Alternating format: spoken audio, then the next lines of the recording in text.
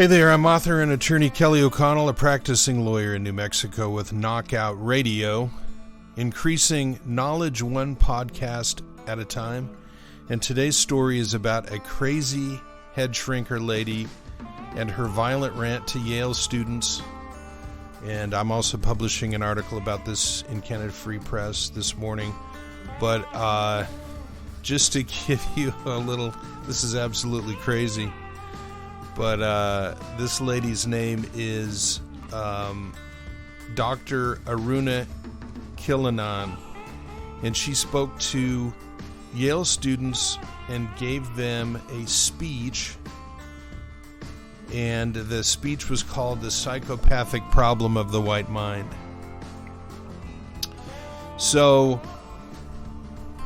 she made this speech to Yale, one of the most prestigious universities and medical schools in the world, and Yale was a little bit reluctant to do any kind of response to it, but they finally said, this is not our message. And the message that she gave was delivered to the Yale School of Medicine's Child Study Center, if you can imagine this, and what she was mostly criticized for was one statement out of many, and she said, quote, "I had fantasies of unloading a revolver into the head of any white person that got in my way, burying their body and wiping my bloody hands as I walked away, relatively guiltless, with a bounce in my step, like I did the world a blanking favor, an effing favor."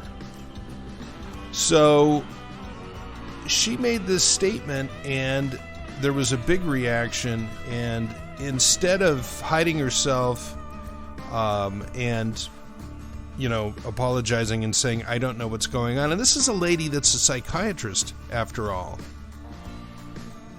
she didn't do that. What she did was to double down and say that I stick to what I said and I want this message put out. So I was thinking about this, and I was, kind of considering how our culture is falling and how right now the people that are getting the most favorable response from the media are the angry individuals who are woke, and they are anti-white, they're anti-Republican, anti-conservative, and I'm trying to figure out if these people keep going the way that they're going, and this includes the Democratic Party, obviously it includes Joe Biden, where is it going to end up? And I thought about Russia and China and how they ended up killing hundreds of millions of people. And, Mao tried to put agrarian communes together, and he told farmers after he was in power to leave their individual farms and come together in a commune, and that led to a series of events that created a widespread famine and ended up killing probably 40 million people. Now, instead of learning his lesson, Chairman Mao got very angry, and he lashed out, and he created the Cultural Revolution to go after all of his critics. And he did kind of what's going on today here. He overturned all of society.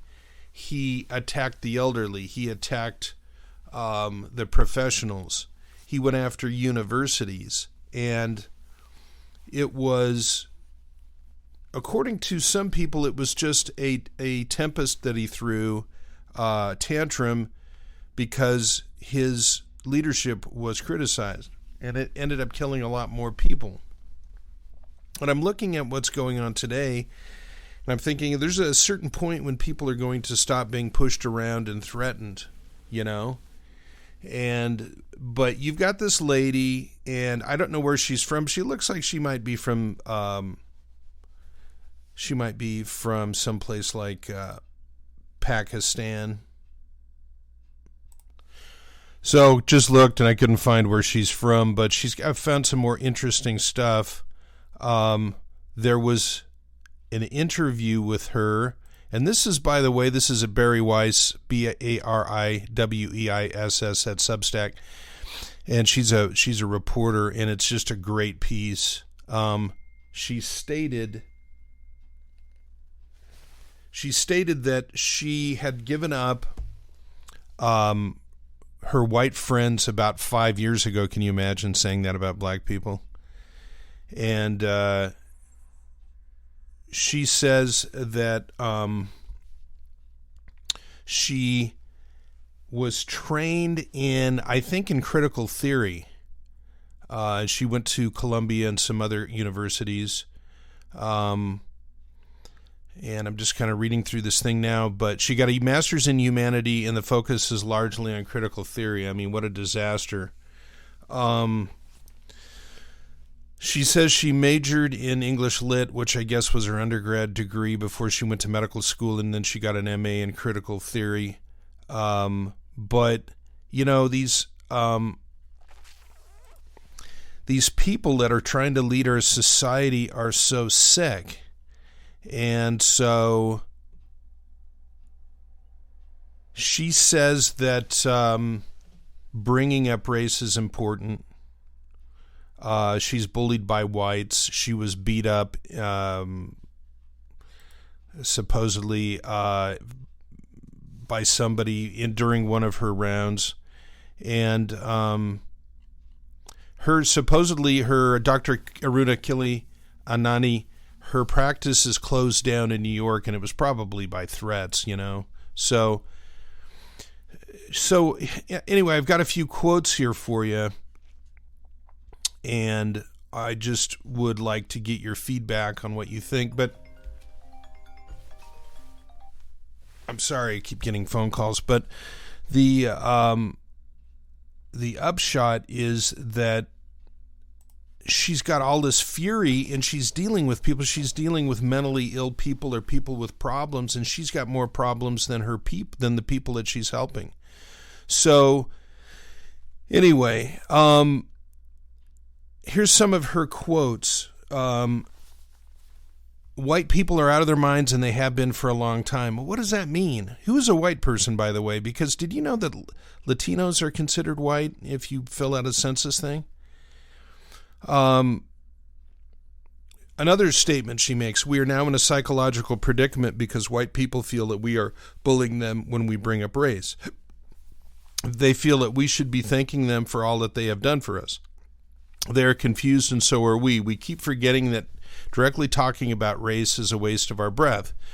We are asking a demented, violent predator who thinks that they are a saint or a superhero to accept responsibility. It ain't going to happen. They have 5 holes in their brain. It's like banging your head against a brick wall. It's just like sort of not a good idea. So every person who's white is racist. Well, that's what this stuff teaches. So, and I'm asking, where does this come from? We know where it comes from. It comes from Marxism.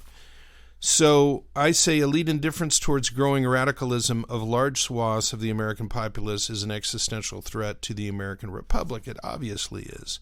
Casually instructing our youth pernicious falsehoods and categorical errors like branding an entire group as racists, done through the critical race theory, plants the seeds of a future genocide or at least a race war. Okay, here is another quote from her. We need to remember that directly talking about race to white people is useless because they are at the wrong level of conversation. Addressing racism assumes that white people can see and process what we're talking about. They can't. That's why they sound demented. They don't even know they have a mask on. White people think it's their actual face. We need to get to know the mask. So, see if I have any other statements in here. All right, so here's part of what I stated in the article. Why is there such fury at white people? Well, I mean, I guess they're the people that they are seen mostly in charge of America, or have been in the past. Why do they fantasize about killing white people? And part of my argument is that one of the elements of Marxism is a violent revolution. There has to be a violent revolution, and the reason for this is because the first revolution was not what Marx talked about, which was workers overthrowing their chains. it was the revolution in Russia, which was violent. So that became the model. And you can find out about this in a book called 20th Century Communism, Issue 2, Communism and Political Violence. So to have a blessed revolution, it's got to include, or it has to be based on violence, according to this theory. But there's another element that I'd like you to think about, and it's probably more important. And I write, but perhaps more meaningful, these violent-minded leftist foot soldiers are immersed in what is widely noted as a progressive political religion arising from Western society supplanting the Christian worldview. So I'm saying basically there's a religion that's coming out of leftism now, and it's not Christian. It's not even really, there's not a God in it per se. So look up the book Political Theory by Carl Schmitt, and he goes through 4 chapters of one of his books on this issue. So when there was this violence and these protests going on, the George Floyd riots, the result was that it was stated or is implied that this had to happen to let out all the fury of all of the oppression, all the racism and stuff. And so city after city there were organized riots, protests, trashing buildings, stealing stuff, looting, burning down buildings, attacking people, murdering people. It happened in all these different cities, and it was justified by the left. First they said they have every right to protest, and then they stopped talking about it when it got so violent. But the same people turned around and condemned this invasion of the Capitol on January the 6th. And so I say, as the Russians and the Chinese murdered over 100 million innocent souls because of their political theology and ergo, they did that because they believed if people have no souls and are just animals, killing them is not evil. Because you're just, you're killing animals. You're trying to direct animals and they're not cooperating, so you go out and kill them. And I mean, really, Stalin went out and just murdered people so that he could murder people. So I put leftism is based on obvious falsehoods, such as a failed economic theory, disproved notions of human nature, a diabolically false jurisprudence, rejection of human rights, and childishly fatuous claims about religion. But until we go after these ideas root and branch and defeat them in the public square, we will always be dealing with wolves at the windows and insurgents at the gates. So anyway, just a short message. Let's go after critical racism. Let's fight it. Let's publicly attack it for being false, and let's save our culture. Thanks for tuning in. And it looks like I haven't even got to 15 minutes yet, so this has got to be a good message. Have a great day, and go into my notes, look for where it says Barry Weiss, and open up her page and listen to the actual speech. It is shocking. Have a great day. Kelly O'Connell.